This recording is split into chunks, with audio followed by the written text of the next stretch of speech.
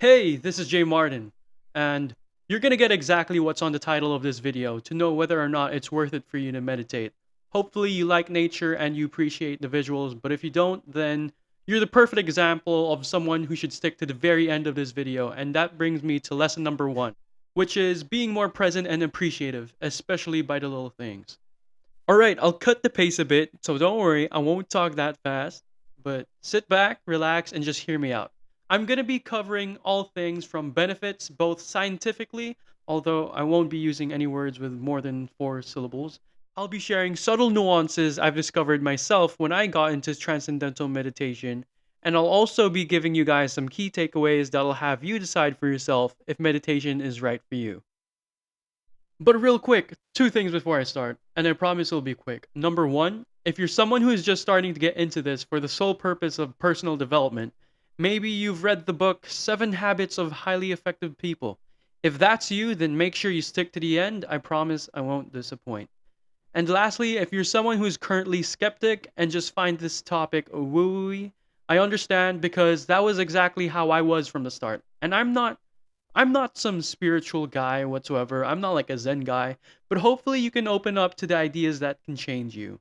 It's well aware that there's a stigma attached to meditation when it comes from certain people or when you see it all around the internet, and I think that's where the social stigma roots from, right? So there's this preconceived notion or misinterpreted idea that goes along with it. So let's not even call it meditation right now, alright? So when I say meditation here on out, let's just perceive it as observing and being more aware with one's thoughts. Alright, so before I expound on the first lesson I mentioned earlier, which was being more present and appreciative, because that was a little vague, I want to talk to you guys about what transcendental meditation is, how you can apply it, and the science behind it in the most easy and digestible way, of course. So, the moment you get out of bed, you experience micro stresses in your central nervous systems, and these stresses comprise all things big and small, from the distasteful breakfast your mom cooked for you, to the morning traffic when you're off to work, or even the heart wrenching notification or messages you see that pushes your buttons just a little bit, but significant enough to somewhat ruin the rest of your day. Now, hopefully, you all get my point here and that we can all relate to these micro stresses that we experience on a daily basis. Now, I'm not going to be giving you a full tutorial on how you can do transcendental meditation, but here's a 30-second crash course. You can sit down on a chair or lay down in bed, whatever you fancy, as long as you aren't too comfortable to the extent that you just fall asleep or something. You don't necessarily have to listen to any binaural beats or a specific frequency to meditate to, although it could be more beneficial, but even I don't always do that. So just sit down or what have you and breathe calmly and empty your mind. Don't think about anything, and it's going to be hard. It's going to be a lot harder than you think. It's going to be quite challenging. You'll realize how susceptible you are to distractions, but just put him to the foreground and your thoughts to the background. Inevitably, thoughts will emerge. What you will realize is your mind is going to be sending you all types of signals, whether it's positive, negative, or completely random thoughts. After 20 minutes later, you feel rejuvenated, and the result of it is like the same way you restarted your computer or rebooted the system, and you can now enjoy a new part of the second part of your day. And it sounds so simplistic, right? Okay, I've actually might have given you the whole gist of meditating. But the best way to figuratively explain in short of what essentially happens biochemically to the body and brain is that when we experience stressful situations, depending on how hard you stress yourself, think of it like a bandwidth. And everybody has a certain tolerance to what one can tolerate psychologically, whether it's coming from internal or external stresses. And what happens when someone gets overly stressed? Well, the best answer is to reflect on how you express yourself in situations like that. Do you have the tendency to lash out on people? Do you raise your voice? Or do you fall prey into future repercussion because there's a certain action you've done because you maybe couldn't handle yourself in a more appropriate manner?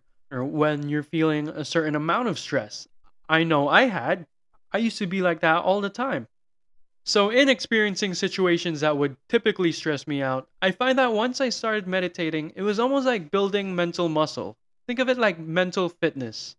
And I would better carry myself in a more calm and more peaceful way, even during a stressful environment.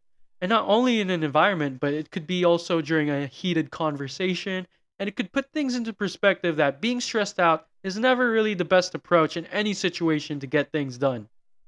Now, one more analogy that I want to mention. By the way, I tend to speak more in terms of analogies, not like in bullet form, like 5 steps to this or 5 keys to that. Although, maybe I will put what I'm explaining here in bullet form in the description box. So, by the way, give this video a like if you're listening so far. So, this is the itch analogy, right? And it'll be a good segue to a real life experience for me that really sealed the deal. And after that, I was like, yep, 20 minutes every day. I think meditating would be really good for my routine for the rest of my life.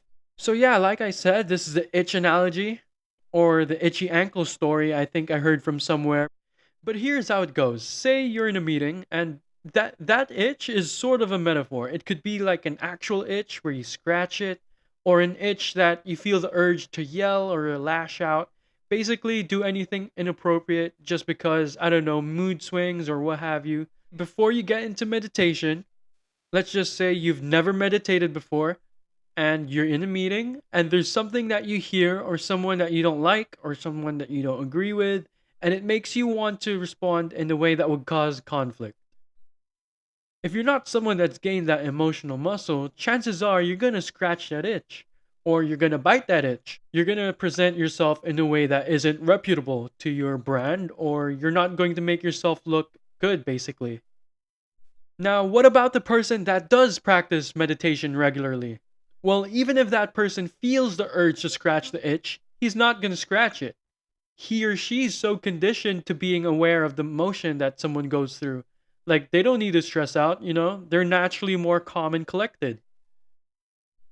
So, yeah, hopefully you've conceptualized that somewhat well. And I've definitely experienced the feeling of not having the urge to scratch that itch in a business setting when supplies are going out for me in my business, and I talk to my suppliers and I ask them, hey, are stocks ready to be purchased? And from time to time, there'd always be delays, like 1, 2 week delays. And I would normally be really frustrated and stressed out. Like, okay, our biggest issue is logistics. And now we've got supply issues. Surely enough, customer support is going to go through the roof. So innately, your expectations are lower, so it's tougher to let you down. Alright, hopefully you understand what I'm trying to say here. Not really the best explanation either, but it's real life and it's practical. One more thing I want to put out there before I conclude, and this goes to the IQ side of things. Earlier I talked about the EQ, emotionally intelligence. Now I want to share about the IQ and tell you why it disproportionately puts you in a better advantage among everybody else. So if you look up to high performance individuals and why they meditate, you're looking at people like The Rock, Kevin Hart, Oprah Winfrey, various other successful business individuals, and even Navy SEALs that swear by daily meditation is one of the key components to their success. And they'll even tell you they meditate proudly and even say it in a way that makes it sound cool. Now, unfortunately, I can't tell you every single detail of the benefits in depth, but that's because there's far too many credible information that you can find on Google. But an overarching insight that impresses me the most about the unlocks of what meditation can do for you, mentally and intellectually, aside from the mental clarity is, well, I just want to interlude with some things that do not directly relate with meditation, but you'll understand in a second why I bring this up. And hopefully you'll write this down on a piece of paper or in your notes, but it's the most important mathematical equation that schools never taught you, and that's II equals IO. Ideas in equals ideas out. That is so important. And I know what you're thinking right now. What does that have to do with meditation, and how is that going to make me smarter? I'm going to answer by saying what makes each and every one of us the beautiful snowflake that we all know that we are on the inside is that we make unique connections between old ideas. The very time that you're living in, with the very experiences that you've had, mean that you're going to make connections that other people just won't make. You've got to be getting those ideas in order to make those connections, and that's why I might suggest meditating, which puts your brain in an alpha wave state, which makes weird connections with more remote areas in the brain, because it lets you calm your nervous system down and your brain begins making unique connections. Alright, you definitely won't be finding any of that in a simple Google search, but I gave it to you all for free. If you enjoy that one, give this video a like and subscribe because who knows what I've got for you in this channel. So I hope you share that one with a friend or a family member. I honestly tried, but none of them are into this stuff. So yeah, hopefully you are. I know I said I'd give my conclusions, but to be frank, I find talking about myself boring. So instead, I want to hear from you guys. So if you've learned anything, let me know what you found valuable most. And if you do practice meditation, let us all know about it down in the comments, what it's like, how it's going for you. And yeah, that's all I've got for you guys today. Been your boy JMartin. Peace and love.